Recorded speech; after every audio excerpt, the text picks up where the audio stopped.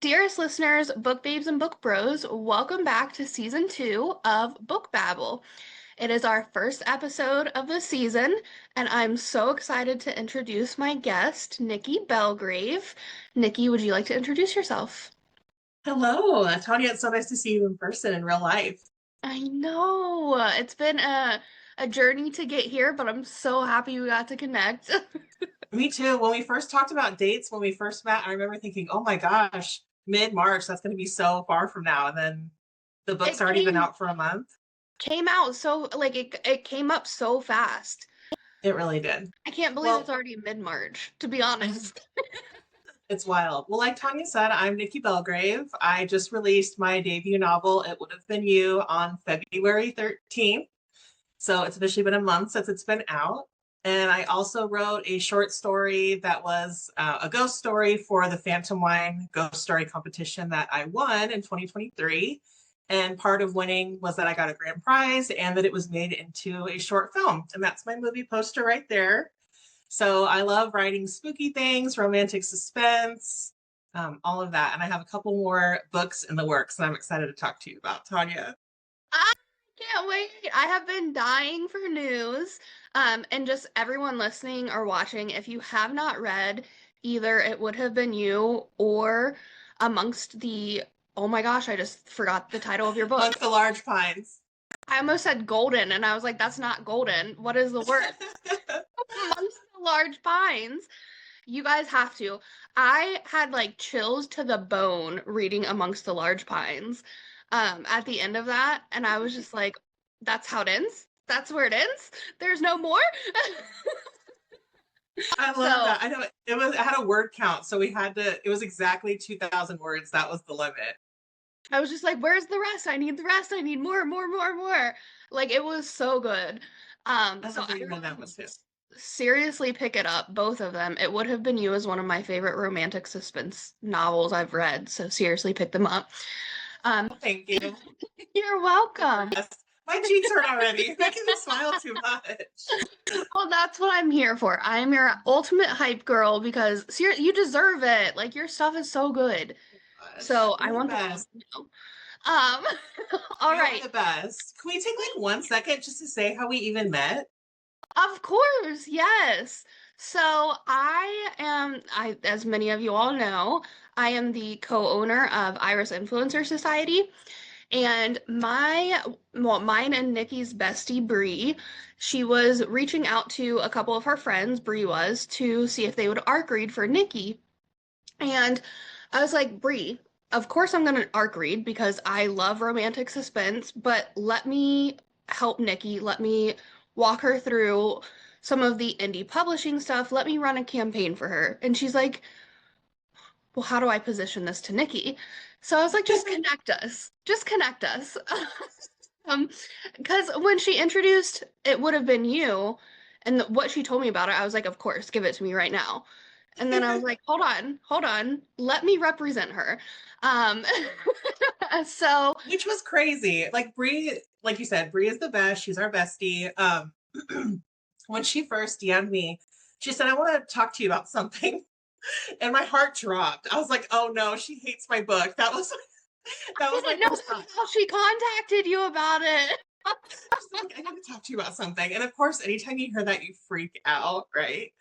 Um, Ah, so then she said, my friends, Tanya and Kim, run this influencer, book support stuff for indies, and they want to do your art campaign for you. What do you think?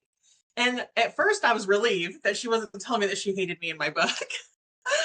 Because you're so fragile. And that's like one reason I want to really shout you guys out. You're so fragile when you start the arc process because it's lived with you for so long. And like your closest friends are beta reading, and then all of a sudden it's out there. But I also was hesitant. Do you remember? I said, well, I need to talk to them first. yeah, because you were like, I this is my baby. I don't want anything crazy to happen to it. I have expectations. I also don't want to be overwhelmed. So I was like, yes, connect. Let's connect. And we talked exactly. and we just like, we clicked very quickly. Oh, I like the second we met because Yeah. I really want to write for joy. Even if like the craziest thing happened and I was the most successful author ever, I would still want to work because I just want to feel I'm working right now in my life at this point where I just want to be like grounded back in myself. So I was trying to just remember like I'm a mom and a wife and all these things first, and writing is just fun and joy. And when it kind of crossed over into not being joy a couple of times, I was really trying to write myself back. So I was afraid if we did an art campaign that it would be too many people and not in the right hands. So one of my things I told you was I said, I want to approve everybody. Yeah. And What that's did you something think when I said that? we were just like, well, we've done that before, so it makes sense. But then we were like, well, crap, do our influencers like not meet her standards? Like, do we need to find new ones? But I was really happy that you liked the majority of the people who reached out and applied for it. And I was like, that means that we are hitting our target audience when we're finding new influencers and bringing them in. And I was like, in my mind, I was just thinking like this is exactly what we want to give to our authors, and Nikki just confirmed that we are doing what we should be doing. Well, and just to clarify, I wasn't worried that your people weren't going to be great. I knew that they were. I was just worried because it would have been you is such a weird mix of things because I'm such a weird mix of things. I Like think it's you're unique and eclectic, not weird. thank you.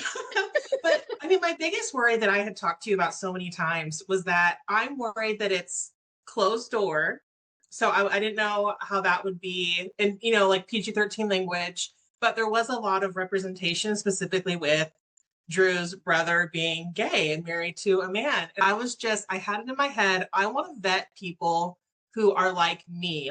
I was on this mission of, I know there's people like me, I just need to find them. And I didn't want to cast my book out to 500 people and just see what happened. I was like, I want to find my people, even if it's small, 20 people. Like, I just want to find them. But we found so many. My email was going crazy. And that like I love when authors stand firm in who they are and what they want in their book. And you did that very well. So I was like, let me work with her. Let me work with her. Thank you. Well, and your readers were amazing. That's the whole reason I just wanted to bring that up. Is just that I was nervous about finding my people, but I found that even if someone is a like I'm a smut reader, they were still very open to the Mhm. story, which I think was very special to me. That was one of the best things was when I love the ones that would say this was delicious, even though I love spice. The tension was still there. That was fantastic. Yeah, you did a great job forming a connection between your characters and writing it. So I think you accomplished exactly what you set out to do. You guys helped me so much because how much would I have stalled myself if I Oh my thought God. I had to, you know what I mean? It was Yeah. your influences were influencers were the absolute perfect people for me. I can't even imagine the launch without you guys. Oh, I love you so much, Nikki. I love you guys. And also just sorry, do you mind can I make this into like the Tanya Love hour? You I am so bad at graphics and everything. And you guys also do that. You made the most stunning PR kit. I told all of my friends. I've seen a couple of my friends sign up with you guys. I'm so excited about it. Yeah. You Oh guys my are God. truly like a one-stop shop. I can't believe I almost thought, well, I don't know. I can't believe it. I'm like, I won the lottery with you guys. So, fun fact, which I guess isn't exactly that fun, but it's nice trivia, I suppose. I recent right around the time that we started working for you, I lost my full-time job. And I was like, listen, this is I don't even really care that I lost it exactly, aside from the income, but because I've fallen in love with helping authors. Like I don't care what I'm doing for you all, but helping indie authors succeed has been a passion project of mine for the last several years. Like I started reviewing books, I don't know, a couple years ago. And then I started doing actual PR and marketing for authors last year in 2025. And I was like, I can make this into a real, full-time job. So I started at that point, I was like, I'm just gonna put all of my effort into this. And that's when I really started paying attention to and being intentional with the content I was providing in media kits. I was like, I'm going to make these look good because it's representative not only of Iris, but of the author, and they need good representation.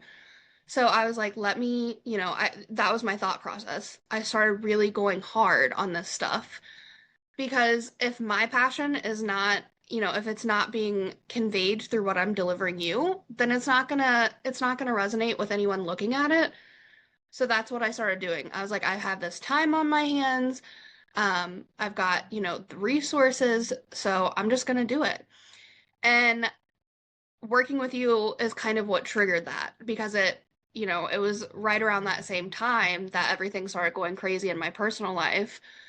So it was kind of a blessing to have you join the team at the Iris team right then and I there. feel like we were such a blessing to each other. Oh my gosh, do you remember when we were in the group chat with Bree and you put in those first couple of pictures where you had made Ravenwood Manor stationery? Yep. And Bree goes, "Oh, Nikki's gonna love this!" And oh my gosh, I mean, so it would have been you is about a girl who thinks she's cursed and she's living like super small. So her family tries to push her out of her shell and they send her to a reading retreat, just fun. Like, here's a low stress weekend to get you back out there. And this place, Ravenwood Manor, is just this gorgeous house, like mansion in North Carolina. And Tanya made for one of my graphics stationery that said Ravenwood Manor at the top. It was so perfect, like so inspired. I would have never even thought of that. I died when I saw it, and I was like, "Oh, this girl's good. This girl's really good." And all, I mean, the whole media kit.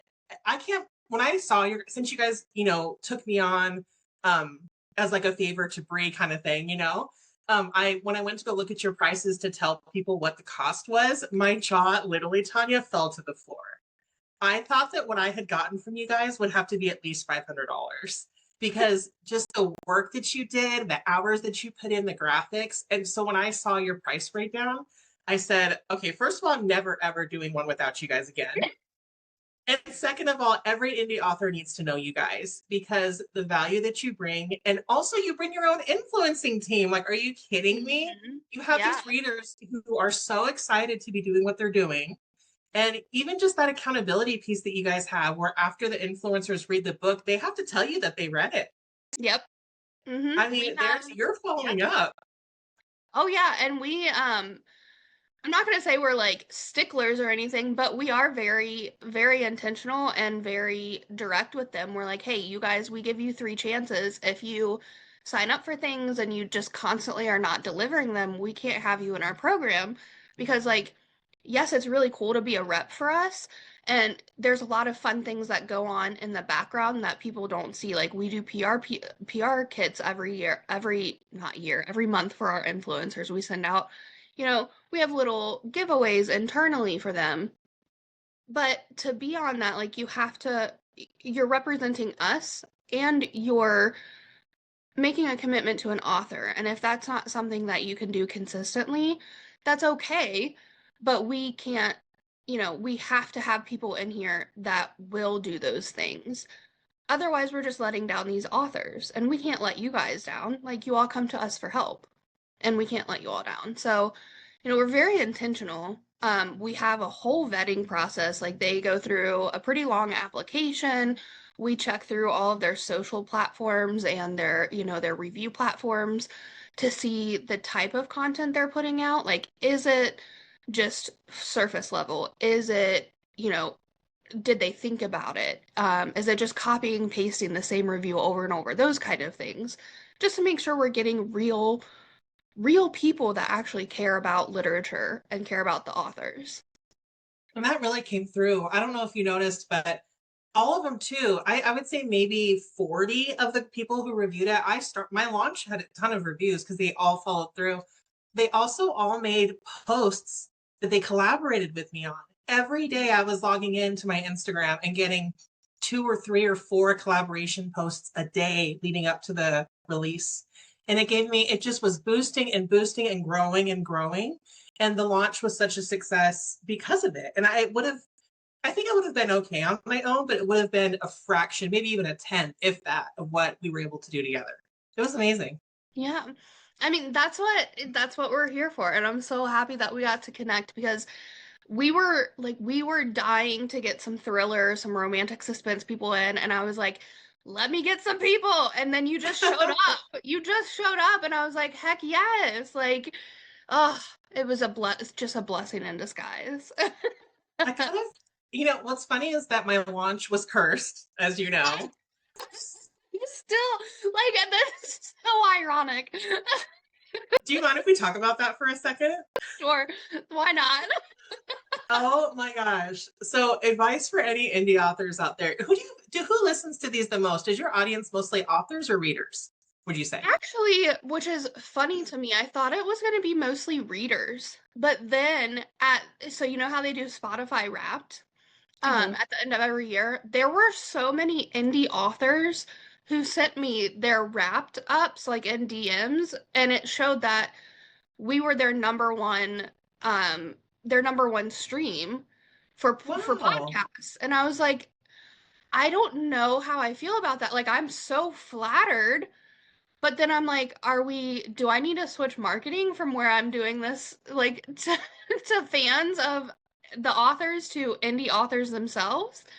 Um, so I was just shocked by that, but also it's really cool because we do a Look at lot you of guys. yeah. Look at you being the top on people's Spotify rap. You're like a celebrity. Oh my gosh, let me hold on. I actually have a screenshot of we actually got a lot of awards, like Look digital at you awards. guys. Um, You deserve the world. I'm so happy to see that you guys are blowing up and just, I mean, and like we just said, you guys are an indie author's best friend, support system, cheerleader, everything. You guys deserve the world. I would have died without you. so we were a 2025 marathon show, which means that people binged us multiple episodes in a row. Oh my We gosh. were an instant hit show and a most shared show as well. Oh my gosh. Tanya, congratulations. Thank you. I didn't really announce that, but like I am You now need because this to. is season two. So I'd love to do it big and just get as many. I I I'm open to traditional published authors, obviously, but I have such a soft spot for the indies because like you guys don't have the same marketing means or like platforms as traditional authors, but your stuff is just as good. But But like seriously though, Tanya, think about the risks that we're able to take that traditional authors can't. I feel like that's why we do have an edge. yes, I agree. Because like once you go trad, there are so many things you lose. While you gain a lot, you lose power to do a lot of things. Like you can't control your own marketing. You have to have everything approved by them. Sometimes they make you change like plots and character names, and your story, while it's still yours, it becomes theirs as well. And Yeah. they have a big say and they have a ton of input. So there are pros and cons, advantages and disadvantages. But like to me, there's just something special about an indie author. There just is. I don't know how to explain it, but like I think it's that edge that you just mentioned. I want to say too, just talking about indies and the freedom of being an indie, is that it would have been you is 105,000 words. Is it really? Exactly. Thank you. So I typically I for read that in one sitting. Like I didn't get up. I just read it all the way through. a debut, typically they want 70, 60, 60, 70, maybe 80,000. And mine's 105. So I could have never queried that book as it was. Think about what I would have had to sacrifice to pull out of that story. But it, even though that's what the market asks for, it wasn't correct because you read it in a day. I've had multiple people read it in a day, 2 days, couldn't put it down. So it's just, the market knows what sells for, the masses, but there's also these special outlier indie books Yeah. that are different, that can take the risks, that can be longer or shorter or whatever, that don't fit but have their place. So I think that's what's really special about indies and being an indie. I really didn't even know. Like I got through that so quickly. Just your pacing was on point. I'm in shock that it's 105. It I was never. actually 108. I cut it down as much as I could. That's all I could cut though. Because I mean, you read it. I couldn't even imagine losing anything else. That story was just the story of my heart, and I didn't want to Yeah. sacrifice anything from it. So I don't even know what you would take out of that because you like the way you wrote it was just so descriptive that it was very immersive. And if you even removed a little bit of that, it would have changed the whole vibe and it wouldn't have been as like it wouldn't have felt as complete. So I'm glad you didn't do it. can I just keep you in my back pocket? Like this conversation, you're just making me feel like a million bucks. I'm very passionate about literature, especially. So I love, love, love fantasy. I love romance, but give me a romantic suspense. That is my favorite genre in the entire world. I will go hard for the ones that work, that actually are done very well. And It Would Have Been You is done so well. Thank you. So, I'm new to the genre. I wanted to write this romance. So, you know how authors say that characters just show up in their heads and they're totally real? yes. So, Drew and Cameron just showed up in my head one day and but I'm such a spooky girl. I couldn't just write it as a romance. I was like, this has to have something scary happen in it. So I kind of just mixed them together.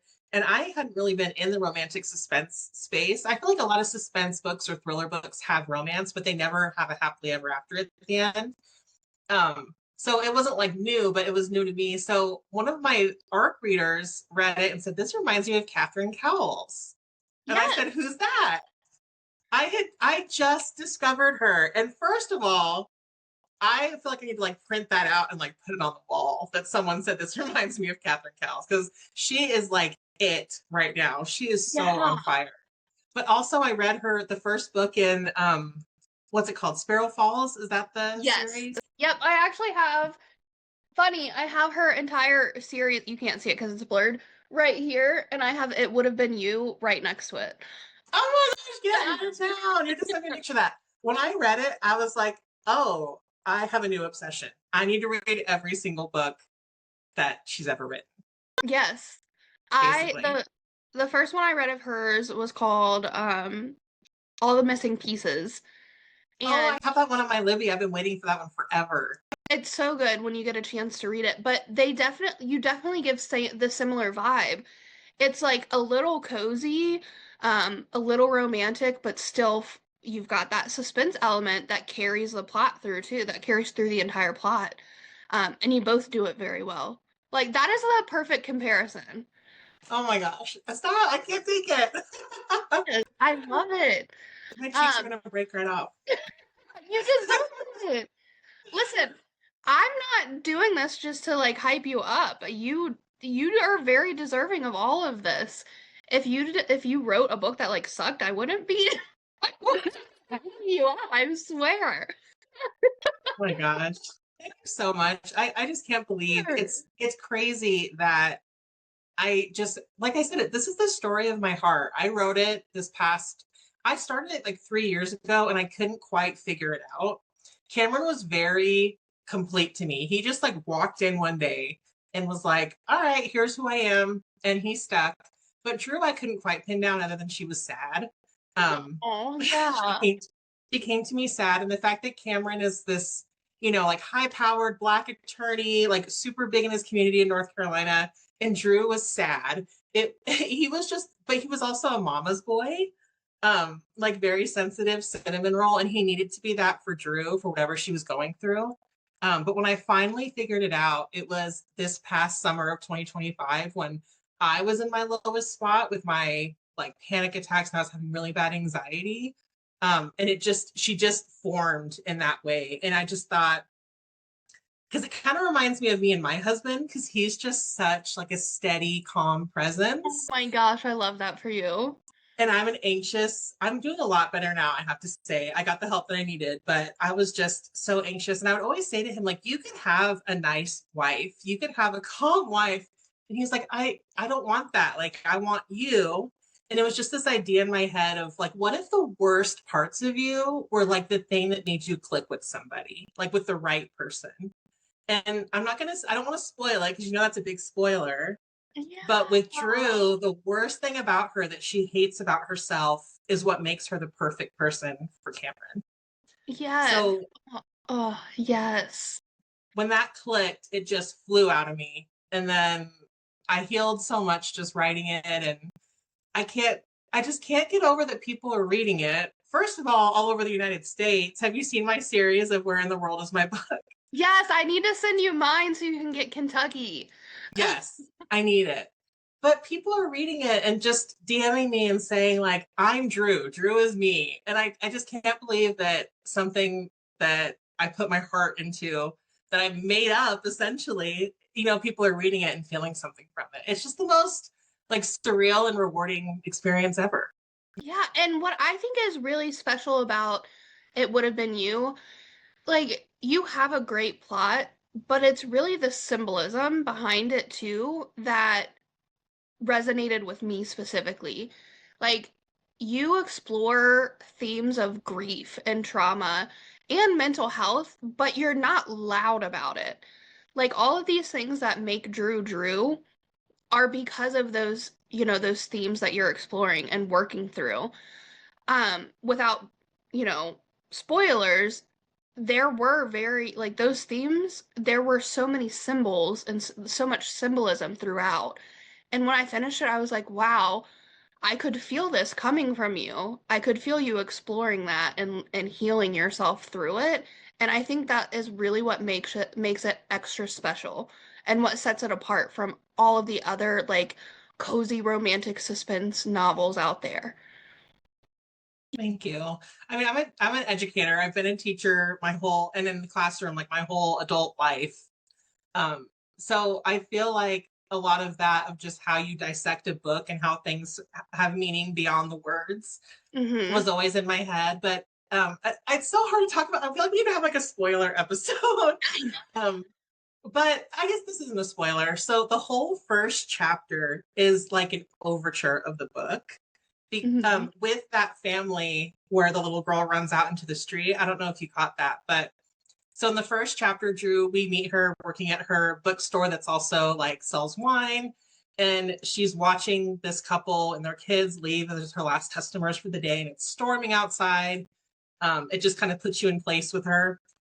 And then the little girl of the family starts running toward the street right into a truck. And that, when I wrote it, represented Drew, like just running down this path of, I'm going to get as small as I can. I'm going to sacrifice everything I can to just become like a shell of myself. Because I think that's, to protect people. But we know it really also kind of means something else, which I won't spoil.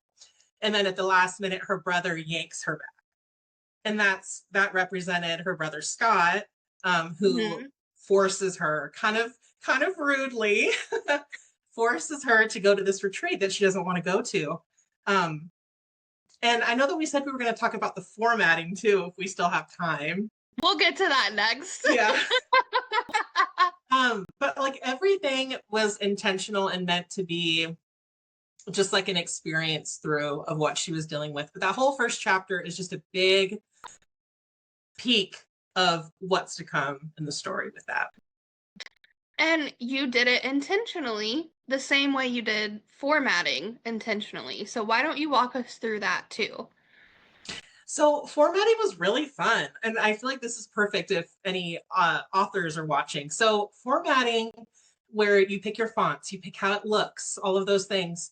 I had a vision for the book. Do you know? I know you know, Tanya. Like in a fantasy book or a romance, the first word of the chapter often has like a big letter for the Yes. first sentence. I thought that was too happy. I said, we can't have that for Drew. Drew's not a happy, flourishy girl. So let me grab my copy right here. Don't mind my squeaky chair. I wanted to do the first words in the chapter to be bolded, but it felt kind of tight, maybe a little bit kind of like clenched, Yeah. because that's how she is. So the first couple words are all caps like that. And then also too, I specifically for the genre, for it being romantic suspense, I did short chapters. So it felt like the story was moving quickly. I felt like that was really important with the fact that my book was a little chonky, 105,000 words.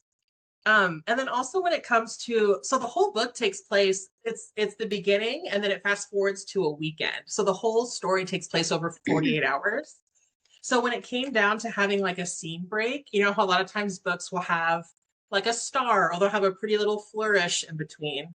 Um, I felt like that was too abrupt for a book that was taking place over 48 hours. So we just did an extra like an extra enter in there, you know, like an extra return to make it a spot. All those things kind of just keep it feel like it was moving forward without stopping. But I don't know if you noticed this. You probably did because you notice everything. But for the chapter titles, first of all, I love chapter titles. I feel like we need to bring them Can we back. bring those back, please? Yes. Just Thank everywhere. you. They're Thank you. they add so much character and they just add so much to the book and the experience. I They love it. do. So my chapter titles were phrases pulled from the chapter that could kind of give a foreshadowing. But I made them specifically very dramatic in the beginning. So we have Friday the 13th, a girl who was cursed at birth. We need to be extra vigilant. Those are the first couple chapter titles. But the first chapter, when she meets Cameron, they all start to change. So the first chapter that she meets Cameron, the chapter title is Silver Lining. And then from there, they're still a little ominous, but they're a lot more positive, and it just reflected Drew's um, thought process. She was kind of able, the second she met him, to start coming out of that. Yes. She started healing like just very quickly after meeting him, and I love that. I will say, I will never call her a damsel in distress because Drew can like save herself. She's got it.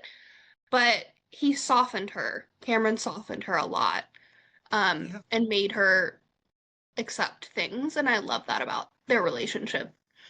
I Well, and love it. even that drink, the chocolate covered strawberry latte, that has become this thing. It's so crazy how the readers have just like, I feel like they really embraced me in this story, but the chocolate covered strawberry latte. So she is so just collapsed in on herself that her coffee order, even though she loves coffee, is just a mocha latte, plain.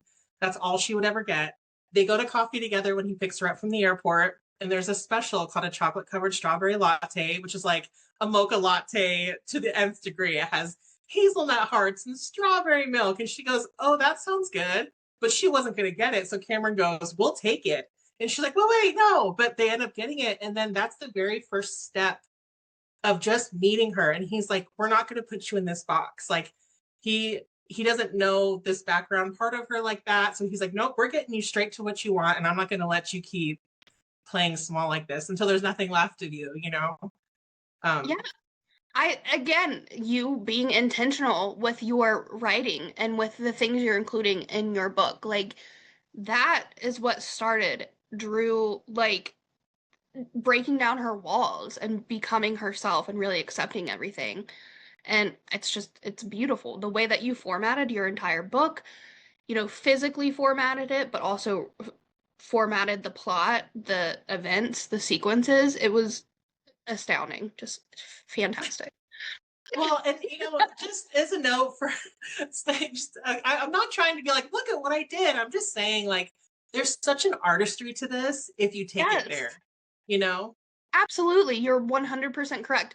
Literature on its own is its thing, but there's art behind it. It is there is a creative process to it. And that's why, like, you see it when you go to college and stuff that there's literary arts. Like, it is an art form. So Yeah, I loop it in with the same thing as like drawing, illustration, graphic design. Like, it's all artistic expression. So yeah, you're not definitely. wrong. You're not wrong whatsoever. But with saying that, it really took a lot out of me. So my next book is going to be all fun and Is not it? so serious. So what's on the So, horizon? okay, Give so me some news. I'm so excited. So I'm a Halloween girly. Yes. I am going to do a palette cleanser in between my romantic suspense books. I'm going to try and get one out every probably like September 15th ish. But I'm writing a small town. It's actually so Montana has a lot of ghost towns. I'm from Montana, by the way. So we have a bunch of ghost towns out here, and I want to write about like a spooky small town set at a ghost town that people go to every Halloween. because it's haunted, but it's actually going to be haunted.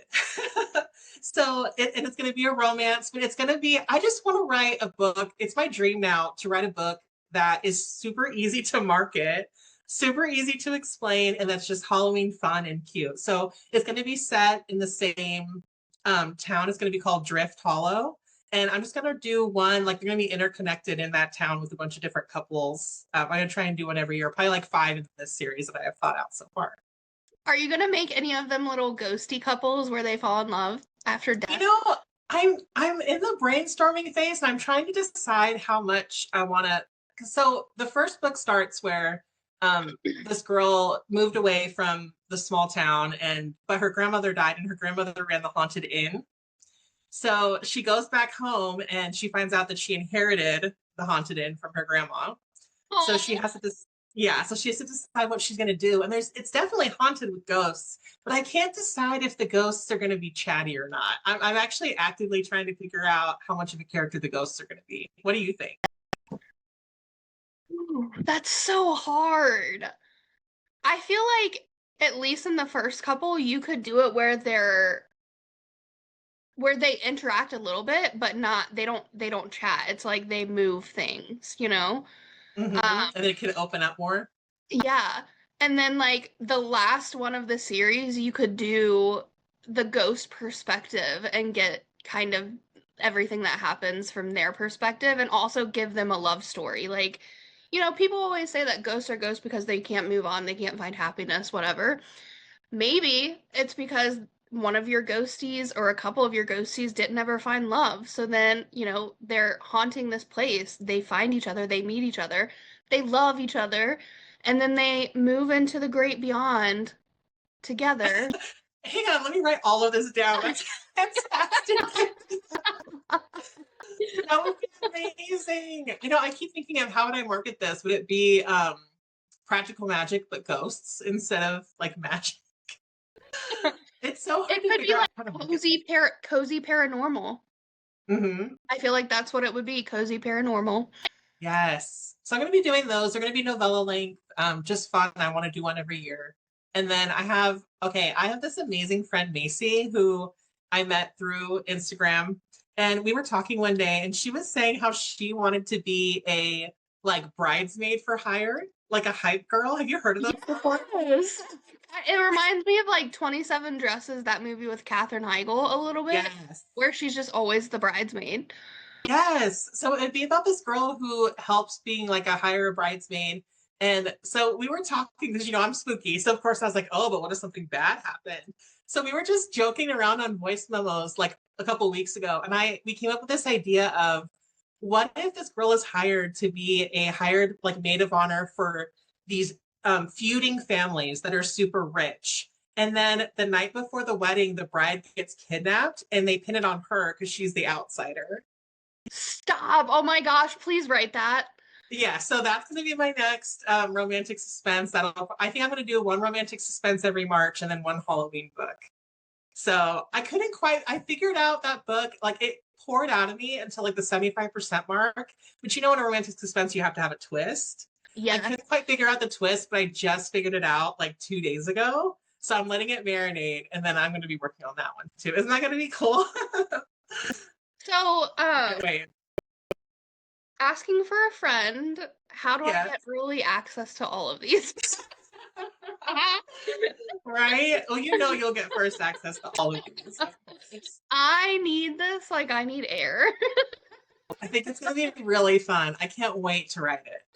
Oh, I love that for you. I love that for the writing community as a whole because like your stuff really is special and being able to give that to your readers and just the community. I love it. I love it. I love it. I love it.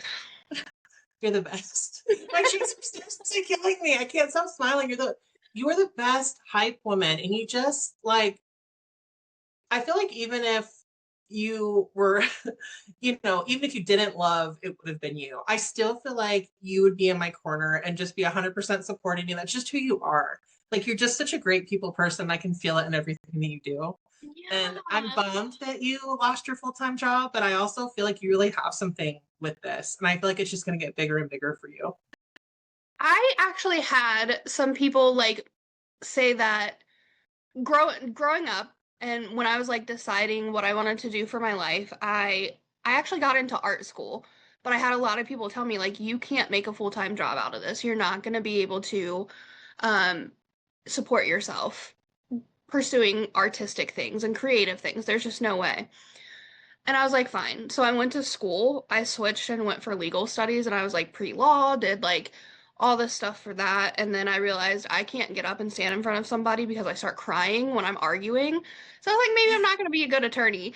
Um, so then I started like, I was helping with some fundraisers, and that's how I got into marketing because a gentleman who had his own agency at the time discovered me. And I got to kind of like get in touch with my creative side again with marketing. And then I fell into book marketing. And I was like, hold up, hold the front door, hold the front door, because this is perfect. Like, I'm getting to be creative with the marketing that I do for authors while also in like immersing myself in one of my favorite things, which is reading and art. Um, and since I lost my full-time job and I've been able to focus on Iris, like to be completely transparent, we have gotten so much business just this like the last couple of months from me focusing on it full time and Kim focusing on it full time that I really think that we can actually do it full time and we'll be there by the end of the year That's so in full exciting. transparency. Like it really was a blessing in disguise like getting losing my main job. And it has been like Iris has been my main source of income just the last couple of months. Like that's what's keeping me afloat. And I'm just shocked at how different and how much like how different things have turned out from people telling me you can't make a career out of this to me literally forcing it. Like I'm like I will not quit. This is gonna happen. Um, and I will not give up on it. I won't. I don't care what anyone says. I'm never giving up on it again because this Please has become, don't. it has been just a dream come true. We So need you. Us I, indies need you. a dream come true, literally. So I say that to be like inspirational for everyone else. If you are unhappy in your job, if you are unhappy in your life, and something gets cut out that's not you don't choose it, but something bad happens and you can't control it, it's gonna be a blessing in disguise. I can tell you that from personal experience. Like, did I want to lose my job? Absolutely not. No one does. But it gave me the opportunity to grow and actually focus on things that bring me happiness and that I'm passionate about. And I think even through adversity, if anyone experiences that and goes through adversity, it's gonna be fortunate for them in the end. Like, really, it's giving you the space to develop yourself and find the things that make you happy. And I want that to be a lesson to everybody. Like, don't give up on your dreams ever. It'll happen. Isn't it sad that someone told you you can't make money doing that, and here you are making money doing that? I know I've had so many people say it, and I'm like, maybe I'm not out illustrating every single day of my life, but I've illustrated three cover book covers now. I've done a lot of character art for people. Um, I honestly, I submitted my last illustrated cover that I drew from hand, and it's my favorite one I've ever done. But I'm also doing graphic design and creating worlds from people's words into graphics, and it's just like it has, I don't know, I'm so happy in my soul. Do you feel like I have felt this shift lately that all of us were so serious on college and getting these jobs, and then now we're all coming back to, like, for me specifically, it's the 90s. I mean, I bought a VCR, and I've been like a VCR TV combination. I've been thrifting for VHS tapes. Um, like I feel like we're all just coming back to these kind of more simple things that make us happy. That maybe we're seeing like your art as, well, you can't make money doing that. Well, like I can, first of all, but also I think we're coming back to valuing joy again rather Yes. than hustle. Yes. And it's also really cool to have one of those passion projects that you can hustle. Like if you love Yeah. art, you can make that a career and you can be happy for the rest of your life. If you love writing, you can make that a career and actually be happy. Like you don't have to force yourself into financial careers that you hate. Like you don't have to be unhappy. And I think just with all of the craziness happening in the world, people are beginning to value their own joy again, and that's why you're seeing that switch. Like there's so it doesn't matter what decade you're in, there's just crap happening in the world all over the place. It doesn't matter if it's, back in the 20s or now. Like you have to find a way to find your joy and happiness when there's so much bad happening around you. Yeah. And seeing that return now that now that I'm in my adult years, it's overwhelming to see it happen, but like in a good way. Definitely. I love I'm it. here for it. I bought myself some butterfly clips. I've been using those again. Yes. I'm just getting back in touch with my inner child, and I've been feeling really, really good. And reading, boy, reading has exploded again, hasn't it? Like, what a time to be in the space. Yes. And it's gonna be terrible. I feel like it's because so many of us in the 90s were like in those gifted programs, right? Because Yes, we were like all in Gate. yes, and then like part of that was reading so much. Like you had so many reading assignments and we all fell in love with it. Shoot, we're running out of time again. I know. This is gonna be the longest podcast. It's fine. I love this. We didn't even really do like the whole typical format, but like I I don't know. I'm care. so sorry. Don't apologize. This has been one of my favorite episodes. Like just yapping. Maybe I'll do this for season 2. I don't know. That'd be super fun. Just yapping with our favorite authors. But yeah, I mean, like, and then so we did all of these things in our gifted programs, and then we got into adulthood, and that just went away. But like reading was so prevalent, and it was something that we were like rewarded for throughout those programs, and we're missing that now. So we're going Where's back my to it. personal pan pizza? Right. So like we're going back to it because it's something that one brought us joy, but two, we got rewarded for that. So we're rewarding ourselves. We finish a book, we reward ourselves with a new one. Like it's just something that I don't know. That's how I see it in my head. Like it was a really cool reward system. It was something that made like fulfilled me, I guess is a Yes. good word. Also, I bought cargo pants the other day, and I was like, Oh, I love it. I know, like a good pair of yes, bell bottoms or something. Like, we just need to go back to our roots. Are you a yes. 90s baby or an 80s baby? I am 90s, like I was born in the early 90s, so late Okay. 90s, early 2000s. Okay, so you get it. Yeah, I get Yes, yes. it. I was not quite old enough to have like a pager, Oh, but a yeah. lot of people around me did get pager. Like the people I'm friends with now, I typically am friends with people who are a little bit older than me, not by much, but just like a few years, and they had pagers. So I was a preteen in the 90s. That's the word I was looking for, preteen. And then early 2000s, I was a teenager. So, yes. Yeah. I love it. I love it. Well, Late before we run 90s. out of time, I wanted to see if I could brag about this really cool collaboration that I have. Absolutely, yes. Did you see my chocolate thing? The chocolate. And Nikki has so many collaborations from It Would Have Been You. And if that does not speak volumes about the type of book she wrote, I don't know what does. So you guys seriously go pick this book up. Anyway, back to your collabs. I don't know. I don't know how this happened. I think it's just because I don't know. I don't know how it happened. I can't even say. But so I met a girl, Jessie, who owns My Blended Bookshelf, which is an Etsy shop. And she made, I don't have it on me, but she made a custom Kindle insert and bookmark based on my book because she read it and loved it. So that was crazy. And then I had an art reader, Veronica, who read It Would Have Been You, and she's a chocolatier. So she read it, loved it, and she said, "You know what? I have some chocolates that match your book. Can I send them to you?" And I was like, duh, of course." So then after she sent them and I just died over them, she was like, "So what do you think about making some custom flavors?" And I said, "Oh my gosh, yes." I said, "But my book's already out. Like, I don't know who would buy it." Um, She goes, well, I want to do it anyways. I loved it. So she made these chocolate. First of all, here's the cover. Look at how perfect they match. It's They're nuts. like, yeah, they go together so well. So the first one is dark chocolate sea salt, which represents like the dark and stormy night that the book takes place on. And the blue matches my cover perfectly. That one she actually already had, so that was just a coincidence. The pink heart is cheesecake, which was in the original one. And I'm so obsessed with it, I had to have it in this one. So it doesn't really necessarily have to do with the book, but that's insane. And then Cameron is a cinnamon roll, MMC. So this one is cinnamon roll.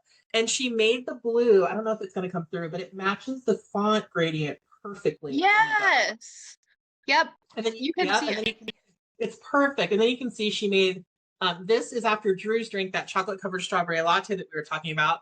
This is a strawberry hazelnut one that matches the flower on the cover.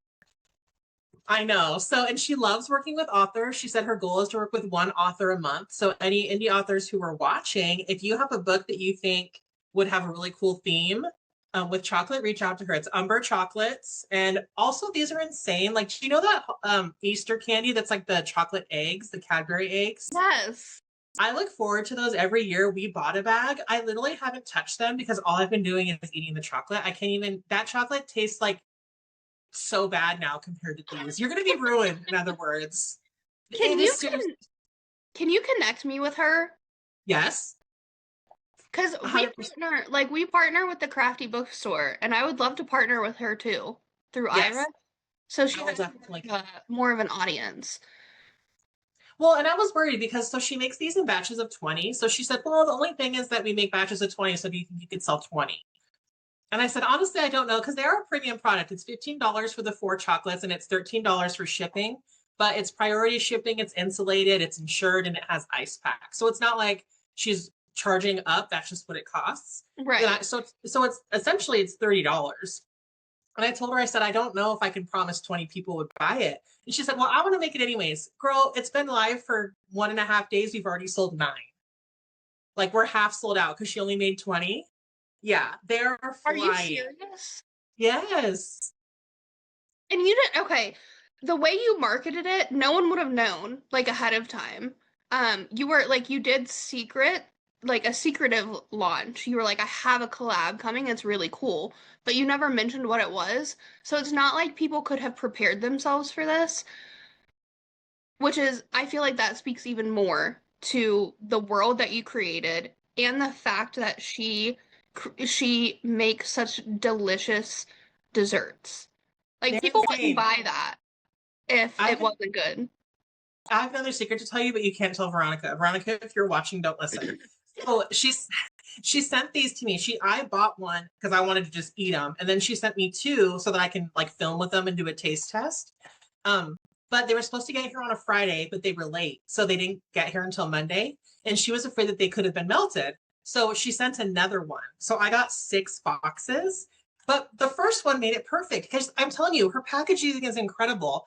It's this super thick, insulated, and it has ice packs. It was perfect. There was nothing wrong with the one that was late. So I ended up with 6 boxes of chocolate, and she told me to share them. I have not shared them, not even with Oh, my husband. no. I literally I only have 2 left, Tanya. I've eaten 4 boxes in the last like 3 days. I can't stop. They're so good. Just keep Yeah, Veronica, filming, don't listen. I'm not just sharing them. keep filming taste tests. Oh, Oh my that take was so bad. Let me redo. I can't share them. I don't even want to let my husband try them. I just want to eat them all myself. That's how good they are. I'm not even kidding. Oh my gosh. Okay, I'm sold. I really think like that's one of those things that you mentioned about indies having an edge, and it's all these different things available to them, like collaborations that you Yes. don't see with in traditional publishing. And I really love that she does that. I'll connect you. And you know what I was thinking? Because when my character, the one who inherited the haunted inn, Yeah. when she gets to the haunted inn, she makes herself a margarita. So I was thinking like a midnight margarita style. What if we did like a lime, like salted chocolate for that collaboration? Stop it right now. I Stop know. it So I've right already now. told her. I told her to leave September open for me. I've already claimed September, but we're gonna do it again for the Halloween novella too. Oh my gosh. I need all of this right now. It's so fun. I love it. Nikki, I love this whole journey for you. Like seeing you just, you're blossoming. You are just full on blossoming through this whole indie journey. And Thank you're, you. I mean, just the relationships you're building, being able to see that firsthand, I love it. I'm I'm having the time of my life. I can't believe that people want to do this stuff for me. Like she just said, can we do it? And I was like, well, I don't know if we can sell 20. I want to do it anyways. And then everyone showed up for me. We've sold 9 in like 2 days. I mean, it's nuts how people keep showing up. And I just love all of the friendships and relationships. Like that's by far the best thing. And I feel like I'm not very good at marketing, but it's almost like me just being so excited about the friendships. Like that's almost been the success yes, of it. Is just people being excited about it. It's crazy. yes. I mean, it's very emotional. Marketing is emotional. And when you're seeing all of these things happen, you're just like, wow, this author is phenomenal. And then you pick up the book and it matches the author and you're just like, wow. Um, so it's a beautiful thing. I'm so happy to be a part of it. I'm so happy to have you because, like I said, it never would have gotten this big if it wasn't for you. And it's still very modest. I'm not trying to be like this is a huge thing. It's very modest, but it's perfect for me. And it's been such a. I've still been able to keep the joy and keep it, fun and small and homey and friendship. And I mean, it's just all the things that I wanted out of it. So it's incredible. But I did want to just say thank you for having me. Of course, Tanya, you are the best. Thank you for all of your support to get my book. It would have been you out into the world. It's my debut romantic suspense. For a while there, it's funny because Drew is cursed in the book, and the book starts on Friday the 13th. So I released it on a Friday the 13th, and then my book launch was cursed, and it wasn't available on Amazon for like the whole first month of release. Yeah, and it's finally available now for It, purchase, right? it is finally available. When you guys watch this, you can get It Would Have Been You on Amazon. There's also still some copies left at the Crafty Bookstore, which Tanya and I love. They're Love me. amazing. Oh, amazing. They are woman owned, veteran owned, just the best, wonderful small business. You can also get some there. I just sent them a bunch of signed book plates so you can get a sticker with my signature. And I also have, I think there's 5 left at the Enchanted Raven Bookshop. They're the only ones who have my physically signed copies right now. So you can also get them from there. I get bragging rights. I get bragging Yeah, rights. let's see yours, girl. So I have, let me unblur my background. I have 2 copies of It Would Have Been You because I bought the Crafty Bookstore one because, well, I love the Crafty Bookstore, first of all. And then also I had FOMO and didn't want to miss out on anything that they were offering. So I um, got the signed book plate version and just like the standard back. And then Nikki, bless her, bless Nikki, because she ordered some author copies to decide how she was going to, like, how she was going to design her cover and which version she was going to go with. And she sent me a special version that she did not release. And the back is different. It has character art on it. And now I get to just like brag about this copy because there's That's only the like what, 2 in existence? It's the special edition hype copy. So I had a really sweet group of friends who like kind of helped to hype me up. So I made one for them, and then you guys had to have one too because I just Yeah. love you guys. Yeah, and you can't find it. Like Nikki has to send it to you special. Yeah, Um, it's not for so sale. yeah, now I get to brag about it and I know you're all jealous because like, come on, look at Drew and Cameron. Look at them. Have you ever I have to seen say, I have nicer to shout cover? out Alex. So Alex Campbell, his name is on Instagram. It's Alex Drawl, Drawl. He is the most incredible artist, and I had these like inspo pictures of Drew and Cameron, and he just went done. And that beautiful background too on the character art with Cameron's office and the Yes. records. Man, he blew it out of the water. Oh, it's so cozy. Like I just feel it feels like you go like you would walk into that room and it's just warm and there's like a fireplace and you're just cozy and the best atmospheric vibes in there. Like I want to be in there. Yeah. Oh, I have one more crazy thing to tell you if you don't mind. Of So course. Speaking of like the artistry of the book, aka the craziness of Nikki Belgrave, um, everything matters. So obviously this is like water, which I won't spoil, but it matters. So there's two flowers on the front, which are Drew's favorite flower, which is the hot pink ranunculus, and from her birthday party, if you remember. But it's supposed to be like Drew and Cameron, or Cameron and Drew. And then on the back, when my cover artist was asking me how many petals I wanted, I said four because that's how many guests were at the retreat. There's So so many little things that go into your book. Like every little thing I chose like very intentionally, and that was like truly the most fun part of this whole thing was little Easter eggs that no one would know except for me, but they just meant something to me. So. I mean, if you haven't read it, how can you not read it now after seeing the covers and seeing how intentional Nikki was? Like, come on, guys. And I have two copies. How do you, like, someone's got two copies of a book and you haven't read it yet? Come on. Come on. You're the best. Yeah, if you want to support a crazy author who's way too into her own stuff, I'm your girl. Like, nobody loves their book more than I love my own book. Trust me. And I just want to say, we talked about this a little bit earlier, how inclusive you are with your writing. And like you have Oh, thank you. representation of so many different communities in your book. And that's another thing that's very special about your book. That something in it appeals to so many different people. Um, so keep Thank writing you. like that because you're doing phenomenal. You're doing great, sweetie. that that means the world to me. On Storygraph, there's a designation where it can say diverse cast of characters, You are very and diverse. I have 100% on that. Like every reader said that, which honestly, out of everything, I feel like the anxiety representation was really important to me because that was so personal. But the diverse representation being well accepted was also um, very important to me. And just as I know I keep adding on, but if any authors are listening, please don't be scared to write diversity, but please do your homework and get sensitivity readers because that's very important for the diversity that you're including. But I don't think we need to be afraid to include it. You just need to make sure that you try your very, very hardest to do it right. Right. Did you do sensitivity readers?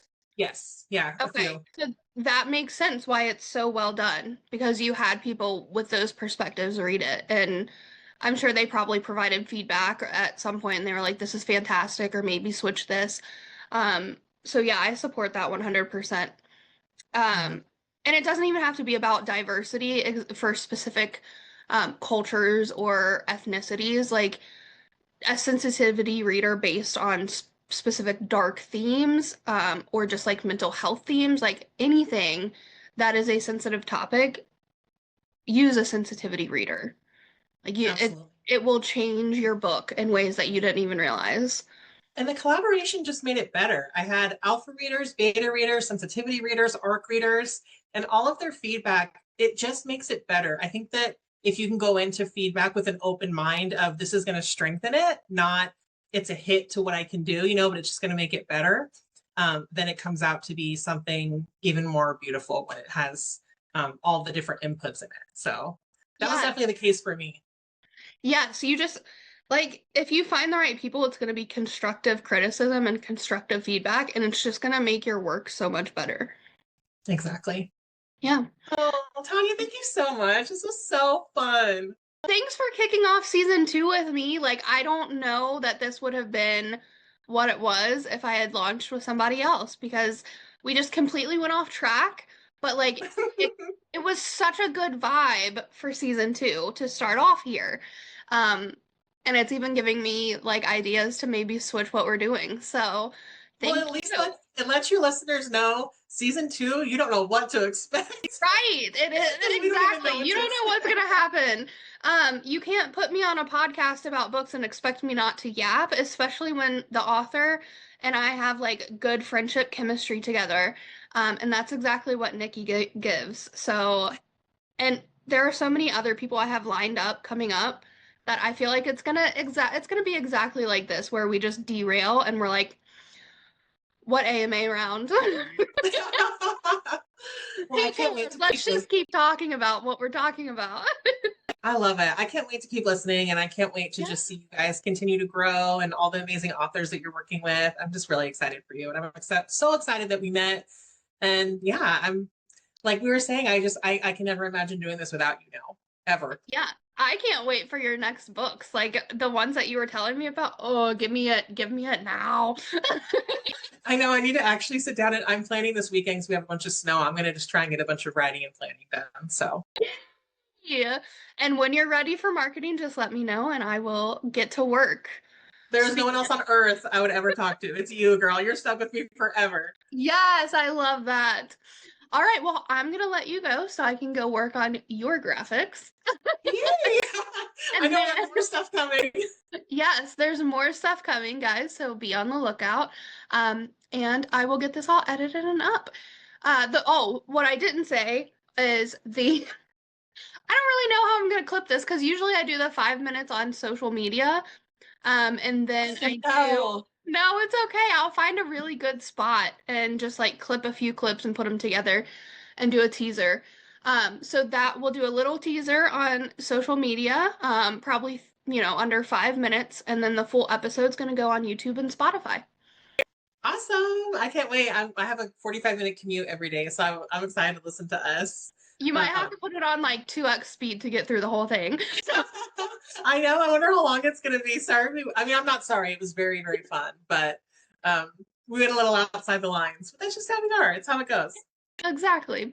All right, well, I'll let you know when it's live. Thank you so much, Tanya. Thanks, Nikki. Have a good day. Bye, everybody. Bye.